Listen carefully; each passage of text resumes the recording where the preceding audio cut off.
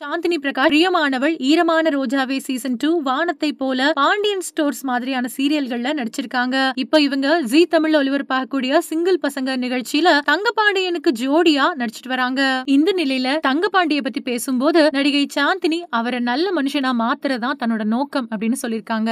Cinema பின்புலம் எதுவுமே இல்லாம தனியா போராடி முன்னுக்கு வந்தவங்க சாந்தினி. தனக்கு கிடைச்ச வருமானத்துல படிச்சதாவும் தன்னை யாருமே பாத்துக்கணும் அப்படிங்கிற அவசியம் இல்ல, என்ன நானே பாத்துக்குவேன் அப்படின்னு உறுதியோட சொல்லிருக்காங்க சாந்தினி. மத்தவங்க என்ன பத்தி பேசுறத பத்தி எனக்கு கவலை இல்ல, பேரு கெட்டு போனா கூட பரவாயில்ல, எனக்கு வரக்கூடிய வாய்ப்புகளை நான் பயன்படுத்திக்குவேன் அப்படின்னு சொன்ன சாந்தினி சிங்கிள் பசங்க ஷோவுல தங்கபாண்டி கூட நடிக்கிறதுக்கு ஆரம்பத்துல ரொம்பவே தயக்கமா இருந்தாலும் இப்போ ரொம்பவே பிடிச்சு போச்சு அப்படின்னு சொன்னாங்க. அது மட்டும் இல்லாம தங்கபாண்டி கூட எனக்கு இருக்கக்கூடிய உறவு தொழில் ரீதியானது மட்டும்தான் அப்படின்னு தெளிவுபடுத்தினாங்க. ஷோவுக்காக மட்டுமே கட்டிப்பிடிக்கிறது மாதிரியான செயல்கள் செய்யப்படுது அப்படின்னும், அது எப்படி தொழில் ரீதியா இருக்கணும் அப்படிங்கறத நான் தான் தங்கபாண்டிக்கு கத்து கொடுத்துட்டு இருக்கிறதாவும் சொன்னாங்க. அது மட்டும் இல்லாம இந்த உறவு முழுக்க முழுக்க தொழில் ரீதியானது மட்டும்தான், நிகழ்ச்சிக்காக மட்டும்தான் நாங்க ரொம்பவே நெருக்கமா பழகுறோம். தங்கபாண்டி ரொம்பவே திறமையானவரு. ஆரம்பத்துல அவர் கூட நடிக்க கொஞ்சம் தயங்கினாலும் இப்ப அவரை ரொம்பவே பிடிச்சு போச்சு. அது மட்டும் இல்லாம அவருக்கு நடிப்பு, மேடையில பேசுறது எப்படி, நகரத்துல இருக்கிறவங்க கூட எப்படி பழகணும், இந்த மாதிரியான விஷயங்களை கத்து கொடுக்கறதாவும் சொன்னாங்க.